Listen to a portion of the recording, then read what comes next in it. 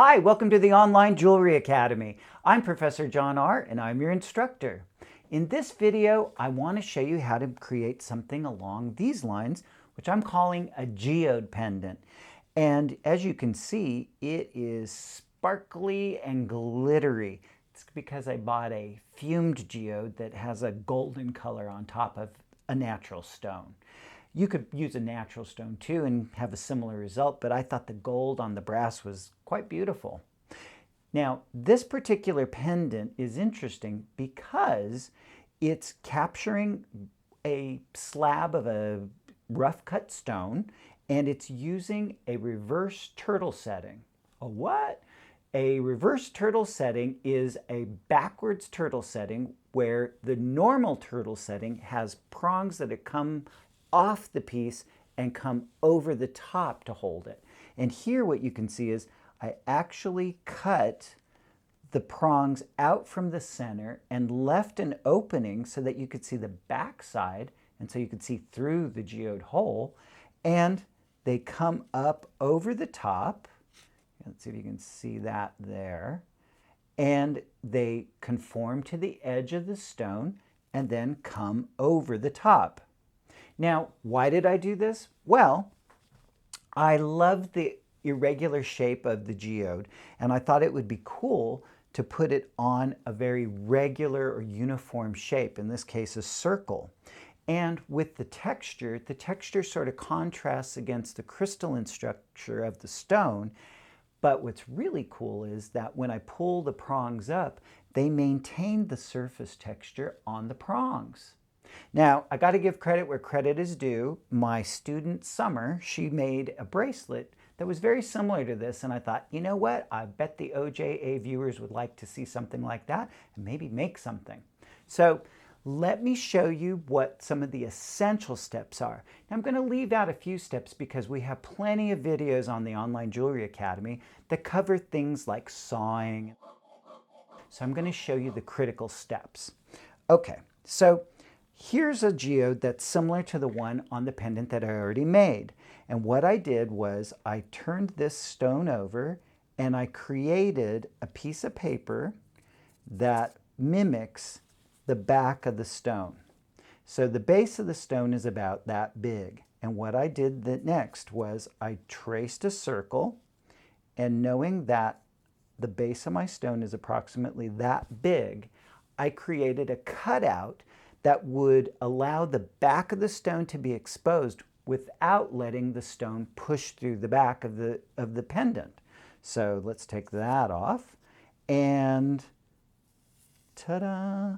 I transferred this shape to a piece of metal, in this case it's brass, that I had textured using my Cross-Peen Hammer. So I used the back end of the hammer and just at various intervals created a very regular impression on the top surface of this metal that gives it sort of it's kind of a sparkly wood-like sort of surface.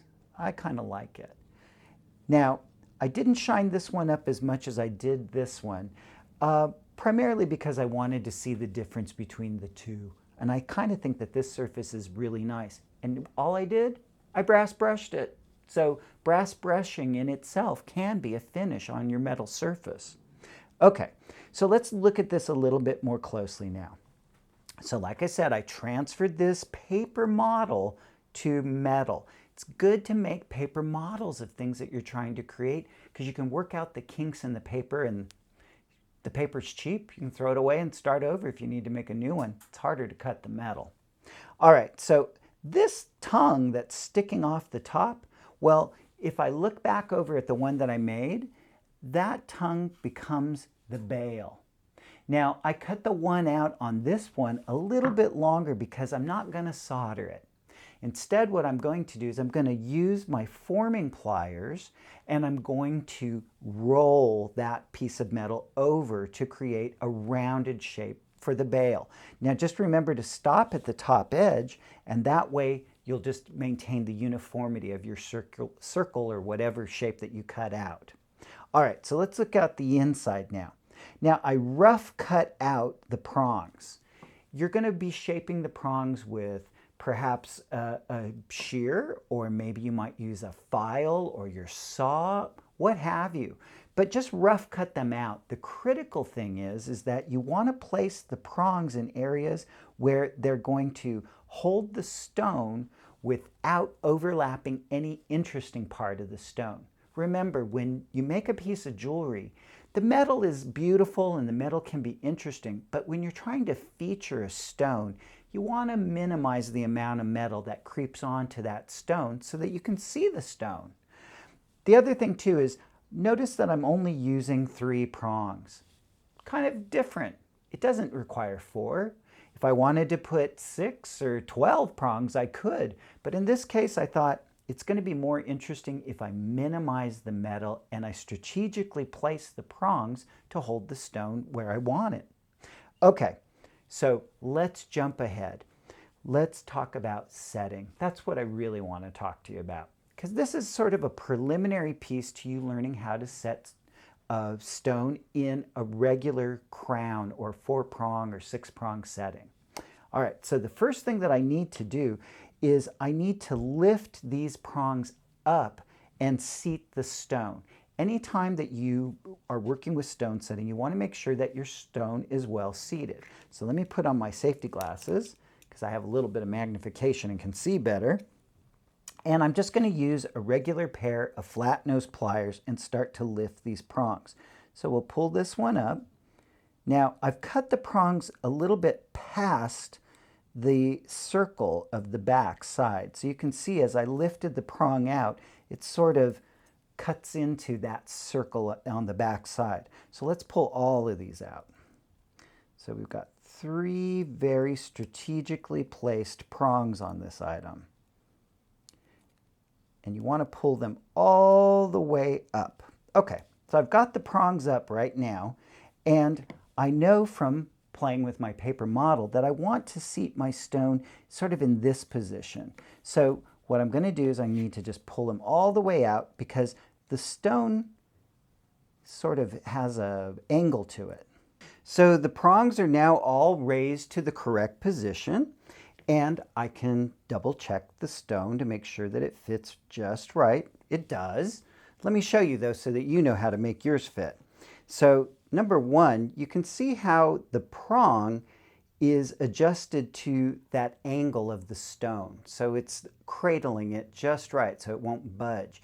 And more importantly, the stone is against the backing plate and not able to go anywhere. And it reveals what the back of the stone looks like too. Not a very pretty stone, but you might have a prettier one. So what I'm ready to do now is to prep the prongs for the setting. But before I do that, I do want to deal with this tang that sticks out that I'm going to turn into the bail for the piece. Now, why am I doing that? Because I want to finish all of the fabrication and all of the manipulation of the piece prior to doing the setting. Setting is a finishing task. One of the last things that you do on any piece is put the stones into it.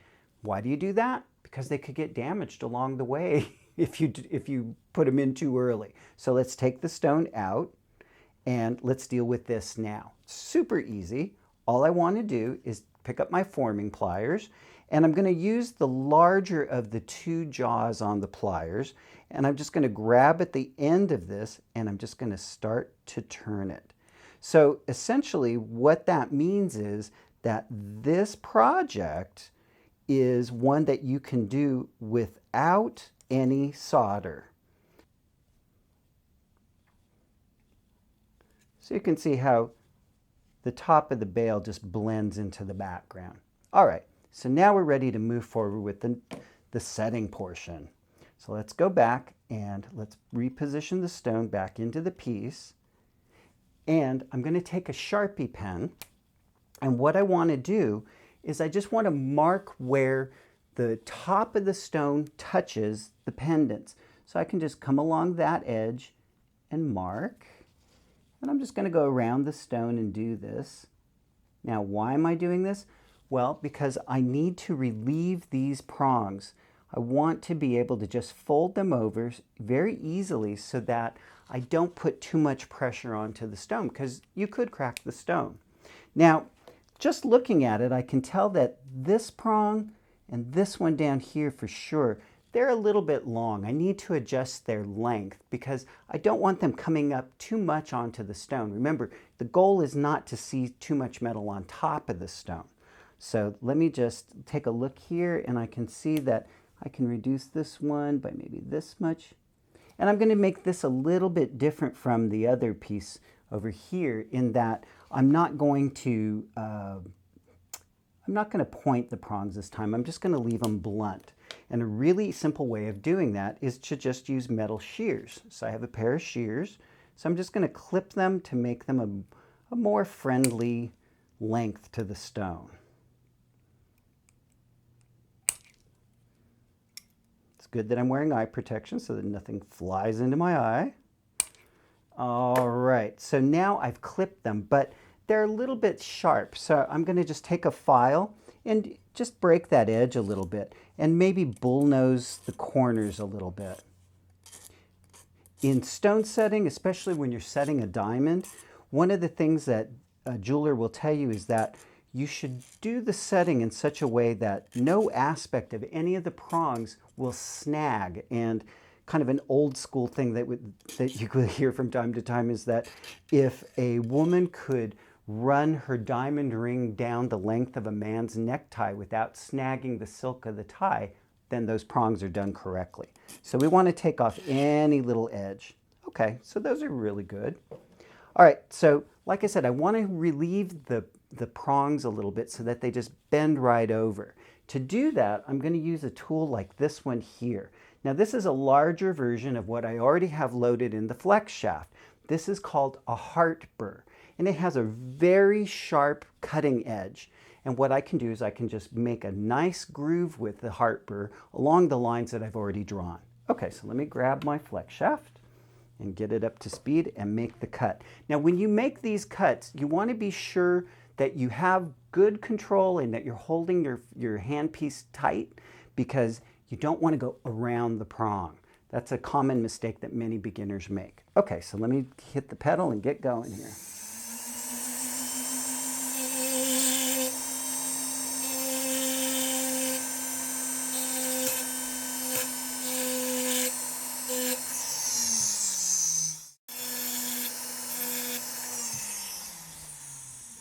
Okay, so I've completed notching these prongs with the hart burr. And this is something that you would do if you were setting a faceted stone as well.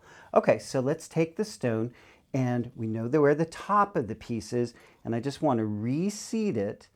And remember, I had originally looked at the positioning before I ever started to make sure that this was the most attractive placement for the stone.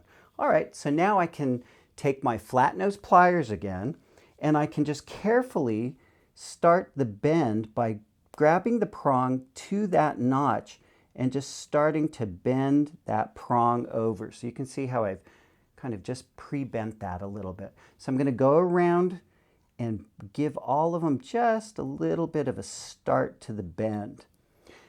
One of the rules that I always tell students is that you want to initially bring the prong to the stone, and then in the final setting, you put the prong on the stone.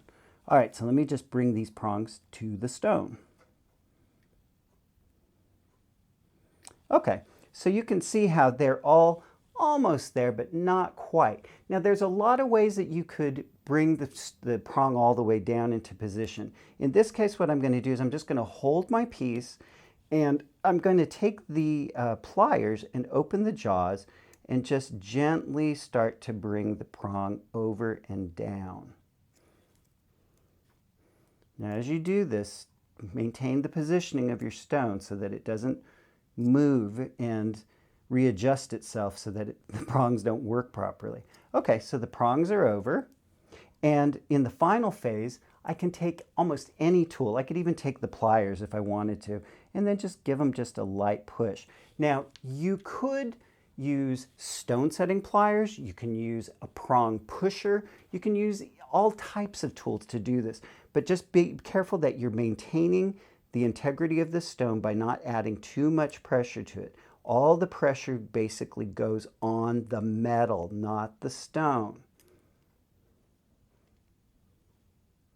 All right, and we have it set.